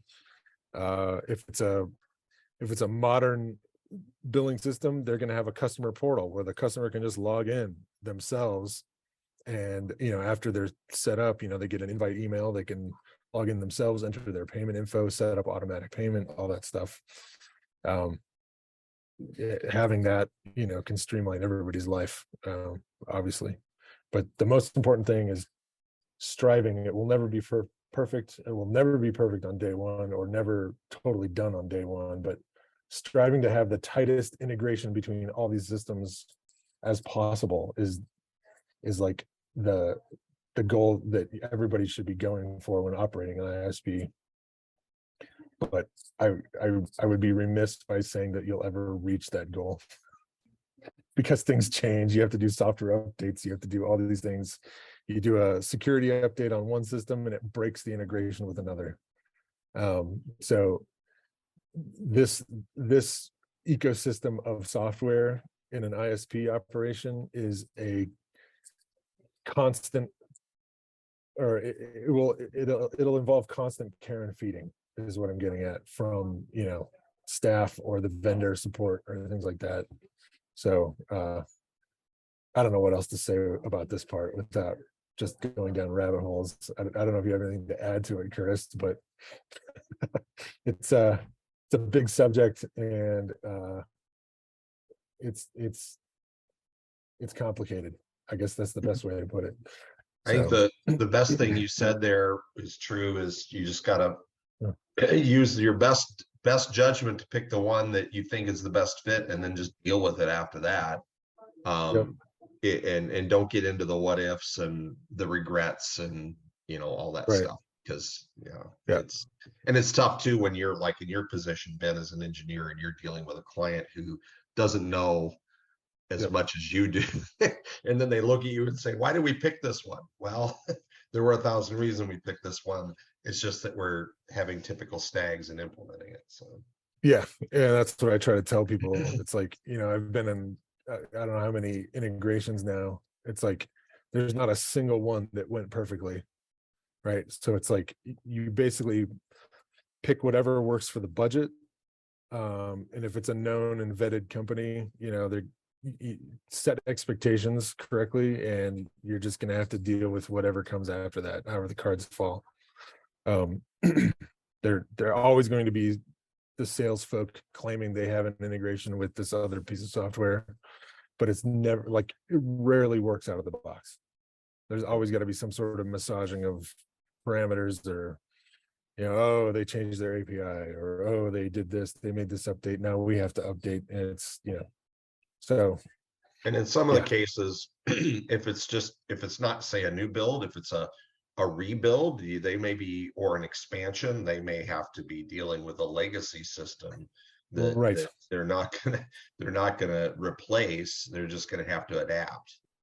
Yep. And some providers get big enough where they are able to hire software engineers that they just say, forget this stuff, we're going to write our own. And they do it themselves, which has pros and cons. That leads to the whole somebody getting hit by a bus problem. Yeah, you got the bus paradox. If Billy wrote the software and nobody else ever touched it, and Billy is no longer with us, then you've got a black box that is going to be a problem. So if you're going to take on the task or the massive undertaking of writing your own billing software or integrations with these other things, you have to have effectively a software company inside of your ISP that is doing proper software development practices. And yeah, you've got to have like 2 or 3 subject matter experts on your own product effectively. Yeah. So like doing something like that is risky, but some organizations are big enough to do it and are better off by maintaining their own system. It's unlikely, but it does happen. Yeah. Anyway, enough of this. We're going to move on to DDI. So DDI, this is a rapid subject change, but DDI is, again, acronym soup, DNS, DHCP, and IPAM. There are like probably 3 or 4 major players in this space. There's Efficient IP, Infobox, Blue Cat, SolarWinds, Pick a Poison. DNS, everybody uses it every day and they don't maybe even realize it, but it's effectively the internet phone book. It maps host names to IP addresses, and those IP addresses can change all the time. Some of you might be familiar with like public DNS servers like Google's 8.8.8.8 or Cloudflare's 1.1.1.1. They got clever and when you're big enough, you can get access to IPs like that where all the numbers are the same. Using those is good, but sometimes there can be issues with latency. So most of the time an internet service provider will operate their own DNS servers for their customer base because it's effectively in the CO. It's operating as a caching recursive DNS layer to help it helps load times of web pages, etc. And then there's the authoritative side of DNS where you're operating a network IP address range on the public internet, and you have to have authoritative reverse lookups for that IP space. So typically an ISP's DNS is a combination of recursive caching as well as some authoritative DNS. Glossing over it. The other D in DDI is DHCP. So most people are familiar. If you've ever had to troubleshoot your home router, DHCP is used on your home LAN for your Netgear Linksys 192.168 network. You've got a little DHCP server operating that is handing out IP addresses to your laptops and tablets and things like that on your home network. While at the ISP layer, you're also doing that, but you're doing it at a much larger scale for potentially thousands of ONTs that have RGs in them, or customers that are using their own gateway device. One of the big things here is being able to map back or reference a DHCP lease with that customer. So the access network will be often snooping that DHCP traffic and inserting customer information like their circuit ID, like what OLT, what port, what PON, what ONT ID is in the chain that requested that IP. So having that info to be able to look up a customer, kind of a reverse lookup by, if you've ever done a phone number reverse lookup, it's very similar. You're doing an IP address lookup in reverse. Having all that data integration between the various network components and your DDI is a big win. So it's more than just basic DHCP. It's like DHCP on super powers. So the thing that ties all of this together is IPAM, the IP address management. And it's typically, as a service provider, you are getting an allocation of public IP space from, if you're in the US, ARIN, the American Registry for Internet Numbers, is like a domain registrar, but it's for IP addresses. Sadly, IPv4 addresses, are public addresses, are effectively run out, and you've got to buy them on the gray market for $60 an IP, which is crazy. I've seen it go from $18 an IP to $60 an IP in a matter of 7 years, because they're so scarce. So being able to manage those IP resources and have it all integrated with your DHCP and DNS system in a central config database tends to be the way to go. You could do this all manually with separate services, but you're going to have somebody in configuration files all day, every day, messing with things. So a true tried and true DDI system is the way to go on this stuff. I'm going to move on. Can take questions later if you want. So going on to the NOC. So the Network Operations Center is typically normally a physical location, but it doesn't have to be. But the NOC is typically a place where you have a secure, protected network for managed. I'm sorry, somebody's moving a chair. Hold on a second. Oh my goodness. I'm in a hotel lobby. So a protected access management network for all of the management side of this ISP network. It's either going to be in a physical location, or it's going to be some sort of network perimeter that a network engineer or any of the other field tech staff can use a VPN or some sort of secure access to connect back into the management layer of this network. You've got to keep it under lock and key, because you don't want that network management and operation to be compromised. But this also would give the network engineering staff access to the monitoring and management systems of the ISP. Let's see. So like some of the things you might see in a NOC network, you've got tools to graph traffic over time. This is a real traffic graph from a small ISP with about 2,000 customers on it.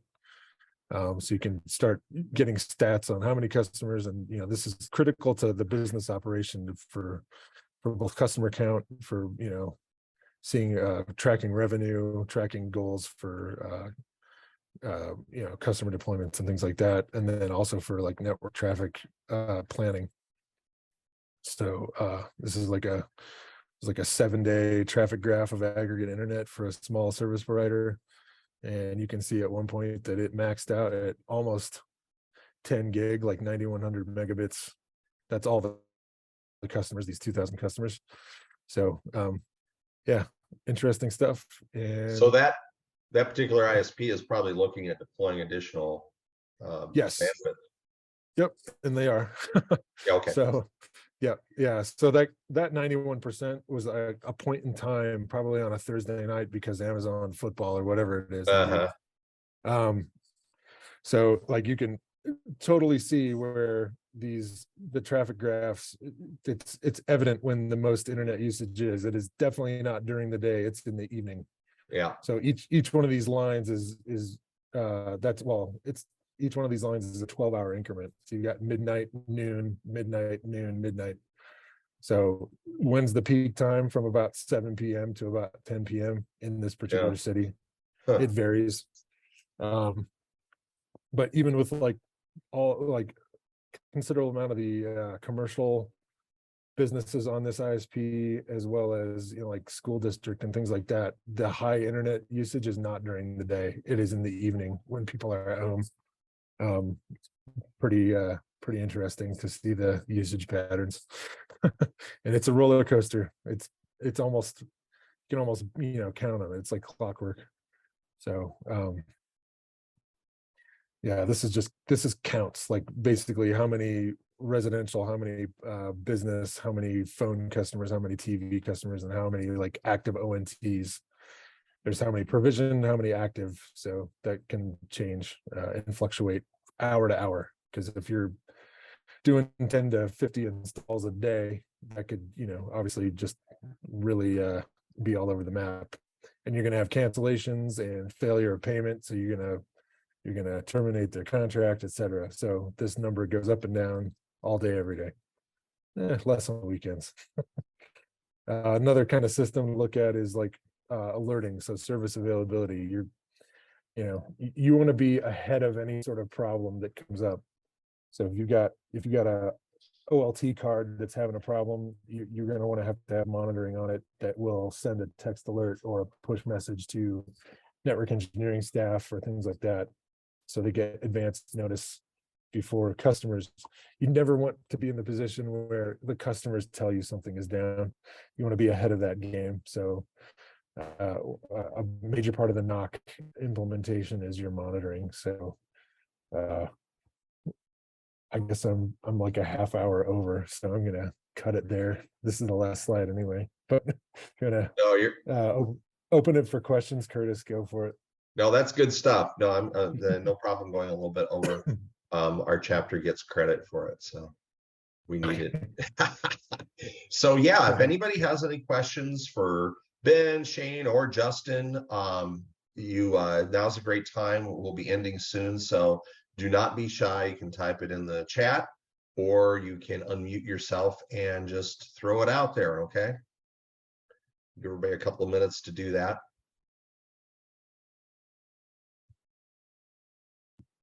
I think they're all bedazzled by the even some new 3-letter acronyms or multi-letter acronyms that we learned today. So yeah, awesome. Well, appreciate you all being on today. It's been very informative. We do have an afternoon session that these gentlemen will be participating in. So pretty much this is all you're getting done today, I guess, Ben and Shane and Justin, but we do appreciate it. The chapter appreciates it. And we hope that you all enjoyed this conversation this afternoon. And everybody have a very happy new year ahead. We'll talk to you soon.